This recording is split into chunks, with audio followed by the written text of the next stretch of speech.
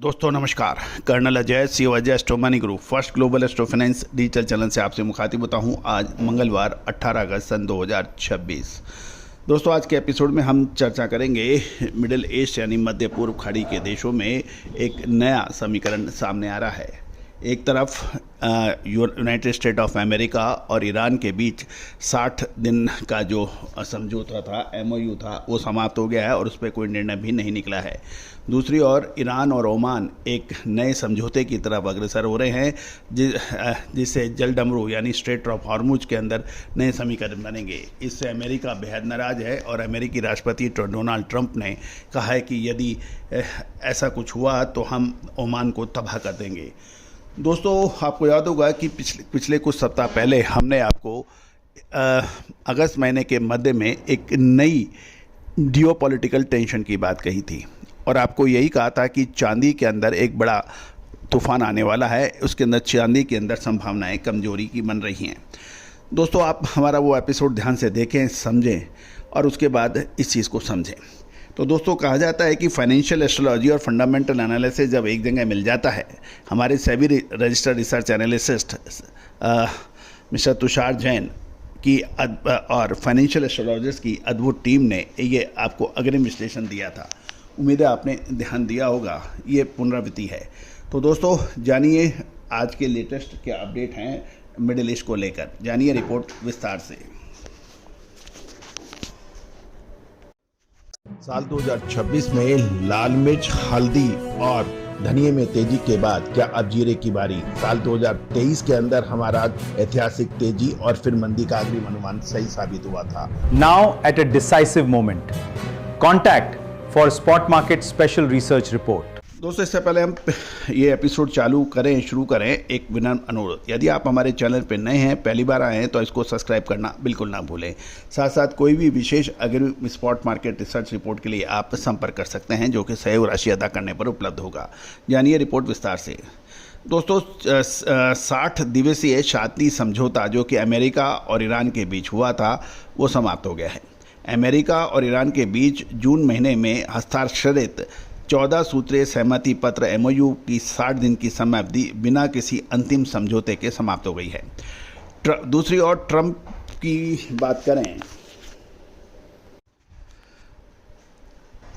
Straight of Hormuz या Hormuz जल डमरू के मध्य पर गतिरोध जारी है। ईरान और अमेरिका के बीच 60 दिनों का जो शांति समझौता समाप्त हुआ और इससे पूर्व अमेरिकी राष्ट्रपति डोनाल्ड ट्रंप ने इस समझौते के विस्तार को खारिज करते हुए कहा कि अमेरिका हॉर्मुज पर कड़ा नियंत्रण रखेगा और ईरान को आत्मसमर्पण करना ही चाहिए, यानी उसको सफ़ेद झंडा उठाना चाहिए। ईरान ओमान समुद्री मार्ग पर एक समझौता हो रहा है कि ईरान के विदेश मंत्रालय के प्रवक्ता इस्माइल बदाई ने घोषणा की है कि ईरान और ओमान के में कॉमर्शियल शिप यानी वाणिज्यिक जहाज़ों को सुरक्षित आवाजाही के लिए एक साझा ट्रांजिट रूट मैप को अंतिम रूप दिया है, जिसके तहत जहाज़ों को ईरान और ओमान के समुद्री जल क्षेत्र में गुजरने की योजना बनाई जा रही है। ओमान को ये ईरान और ओमान के समुद्री मार्ग के जो समझौता है उसके ऊपर अमेरिका ने चेतावनी दी है कि ईरान और ओमान के बीच इस द्विपक्षीय समझौते पर ट्रंप प्रशासन का सख्त आपत्ति जताई है। अमेरिकी राष्ट्रपति डोनाल्ड ट्रंप ने चेतावनी दी है यदि ओमान ने अमेरिकी नौसैनिक नाकाबंदी या रणनीतिक कदमों में रुकावट डाली तो अमेरिका सैन्य कार्रवाई करने से पीछे नहीं हटेगा। मध्य पूर्व में तनाव अपने चरम सीमा पर है और 18 अगस्त को हॉर्मुज डमरू में एक वाणिज्य जहाज पर प्रोजेक्टाइल हमले की भी सूचना मिली है।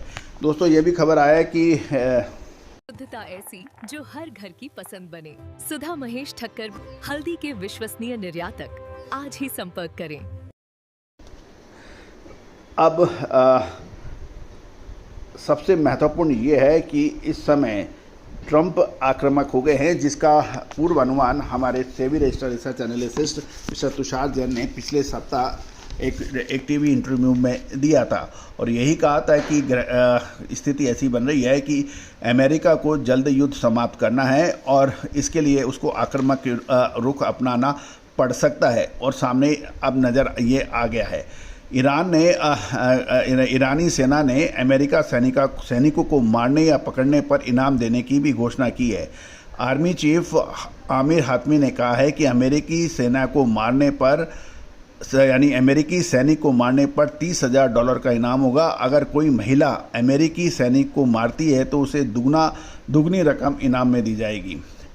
दूसरी ओर ये भी ध्यान देने वाली बात यह है कि सऊदी मिलिट्री शिप पर हुती विद्रोहियों ने हमला भी किया है। यमन के ईरान समर्थित हुती विद्रोही ने सोमवार को लाल सागर में सऊदी अरब सेना की लैंडिंग शिप को घेरकर हमला करने का दावा किया है। दक्षिण पश्चिम बंदरगाह पर शहर मोचा में 4 छोटी नौकाओं से यह हमला किया गया, जिससे शिप में आग लग गई। दूसरी ओर हमास चीफ और नेतन्याहू की भी मुलाकात की बात की जा रही है।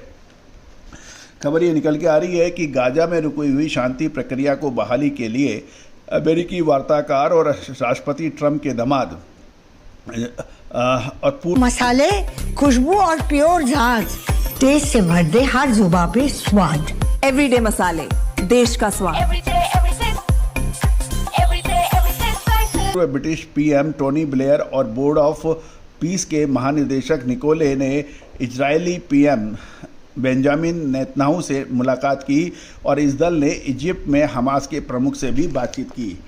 दोस्तों, कुल मिलाकर स्थिति बहुत नाजुक होने हो रही है। अगले 2 से 3 दिन बहुत महत्वपूर्ण रहने वाले हैं। दोस्तों, इसका असर अलग अलग कमोडिटीज़ पे पड़ सकता है। इसमें सिल्वर में गिरावट की संभावनाएं बन सकती है। कच्चे तेल में तेज़ी की संभावनाओं से इनकार नहीं किया जा सकता। दोस्तों, ये सभी जानकारियाँ रिसर्च रिपोर्ट हमारे SEBI registered research analyst mister Tushar Jain की नेतृत्व में बनाई गई है। कोई भी ये सभी रिपोर्ट्स आपको ट्रेनिंग एवं रिसर्च पर्पज़ से यानी एजुकेशनल और रिसर्च पर्पज़ के लिए साझा की जा रही है। ये कोई व्यापारिक निर्णय लेने के लिए टिप या रिकमेंडेशन नहीं है। कोई भी व्यापारिक निर्णय लेने से पहले आप स्वयं का विवेक और अपने प्रामाणिक वित्तीय सलाहकार से भी राय कर सकते हैं। All the very best, good luck, happy trading.